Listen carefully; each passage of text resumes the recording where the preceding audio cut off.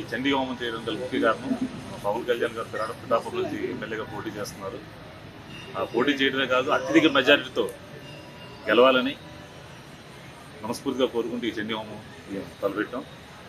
అదేవిధంగా ఇంతకుముందు చూసాం మనం గత 2019 ఎలక్షన్లో భీమవరంలో మనం గెలిచినప్పటికీ అక్కడ ఆ రోజున చివరి రోజు మనం ఏదైతే కౌంటింగ్ రోజు ఉంటుందో చాలా అవతాపులు జరిగి అతను ఓడిపోవడం గల కారణమయ్యారు. సో అటువంటి ఇబ్బందులు కలగకుండా ఎలాంటి దుష్టశక్తుల ప్రభావం ఆ రోజున రేపొద్దున మనకి కలగకుండా ఉండాలనే ఉద్దేశంతో ఈ అఖండ చండీ హోమం మంది మనం చేయడం జరుగుతుంది. పవన్ కళ్యాణ్ అత్యధికంగా మెజారిటీతో గెలవాలని కోరుకుంటూ చేస్తుంది. అదేవిధంగా మన పిఠాపురం నుంచి వర్మ గారు కూడా చాలా సహకరించి ఏర్పాటు చేయడంలో అతను మన సహాయం చేశారు. అతను కూడా అతని పేరున ధన్యవాదాలు తెలియజేసుకుంటున్నాం. ఇకపోతే మా విశాఖపట్నం నుంచి అందరు వీర మహిళలు, అలాగే జనసేన నాయకులు, జనసేన సైనికులు అందరూ కలిసి సుమారు 100 మంది ఈరోజు రావడం జరిగింది. ఈ చండీ హోమంలో పాల్గొనడం జరిగింది. వారికి కూడా పేరు ధన్యవాదాలు తెలియజేసుకుంటున్నాం. అలాగే మన పురోహితులు కూడా అందరూ చక్కగా సహకరించి మంచి ఉచ్చారణతో మా యాగం పూర్తి చేస్తున్నారు. సో వారికి మొత్తం ధన్యవాదాలు. ఈ పవన్ కళ్యాణ్ గారు ఈ రాష్ట్రానికి ఒక దిక్సూచి. ఎందుకంటే ఈ రోజున మనం చూసాం పవన్ కళ్యాణ్ గారు ట్విట్టర్లో ప్రధాని మోదీని కూడా మించిపోయారు. అంటే అంత అతను ప్రభావితం చేయగలిగారు, యువతను కానీ లేకపోతే నాయకులను కానీ ఎవరైనా సరే.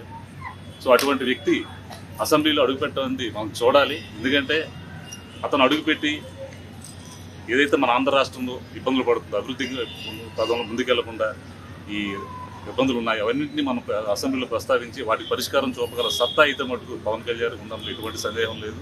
ఎందుకంటే ఆ నాయకుడిని 2019 సంవత్సరంలో అసెంబ్లీలో చూడలేకపోయిన చాలామంది ఆంధ్ర రాష్ట్రం మొత్తం అంతా బాధపడుతూనే ఉన్నారు. ఆ బాధ తీరి అత్యధిక మెజారిటీతో గెలిచి 2024 అసెంబ్లీలో అడుగు పెడతారని ఖచ్చితంగా అడుగు పెడతారు. అదేవిధంగా అమ్మవారి ఆశీస్సులు కూడా అతను ఉండాలని తలుచుకుంటూ మనం యాగం చేయడం జరుగుతుంది. మీరు కార్యకర్త చేస్తున్నారా ఒక సామాన్యుడిగా? ఒక కార్యకర్తగా ముందు ఒక సామాన్యుని, తర్వాత కార్యకర్త ఉంది. ఎందుకంటే అతని తాలూ సిద్ధాంతాలను ప్రభావితం అయ్యి అతను ఏదైతే ప్రజలకు మంచి చేయాలో ఆలోచనతో అతని సొంత కష్టార్జితాన్ని కూడా ప్రజలకి పంచే నాయకుడిని ఈ రోజున మనం ఎక్కడ చూసుంటాం భారతదేశం మొత్తం మీద. ఎందుకంటే ప్రతి ఒక్కరు ఏదో దోచుకోవాలని అదొక నినాదంతోనే రాజకీయాలు అడుగుపెట్టడం జరుగుతుంది. కానీ ఒక నాయకుడు అతను సొంతంగా కష్టపడి అతని తాలూకా కష్టార్జితాన్ని ప్రజలకు పంచే నాయకుడిని ఈ రోజు మనం చూసుంటాం. ఎందుకంటే అలాంటి నాయకుడిని మనం ముందుకు తీసుకెళ్ళి భవిష్యత్తులో సీఎంగా మనం మన ఆంధ్ర రాష్ట్రాన్ని చూసి ఆంధ్ర రాష్ట్రానికి కాదు భారతదేశానికి కూడా పేరు తేవాలని మనస్ఫూర్తిగా కోరుకుంటూ ఈ యాగం చేస్తున్నాం. భీమల్ నియోజకవర్గం నుంచి నక్కా శ్రీధర్ గారి ఆధ్వర్యంలో ఈ కూటమి అభ్యర్థులు అందరూ గెలవాలి, మరి జనసేన, తెలుగుదేశం పార్టీ, బీజేపీ కూటమి అభ్యర్థులు గెలవాలని చెప్పి ఈరోజు ఇక్కడ చండీ యాగం చేయడం జరిగింది. ఆ యాగంలో మేము కూడా పాల్గొన్నాం. అక్కడ నుంచి విశాఖపట్నం నుంచి అంత దూరం నుంచి మరి వీర మహిళలు, జన సైనికులు అందరూ పిఠాపురం వచ్చారు.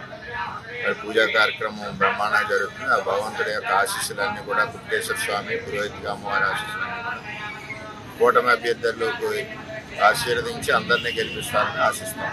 మరిన్ని వీడియోస్ కోసం ఛానల్ ని సబ్స్క్రైబ్ చేయండి. లేటెస్ట్ అప్డేట్స్ కోసం వాట్సాప్ ఛానల్ ని ఫాలో చేయండి.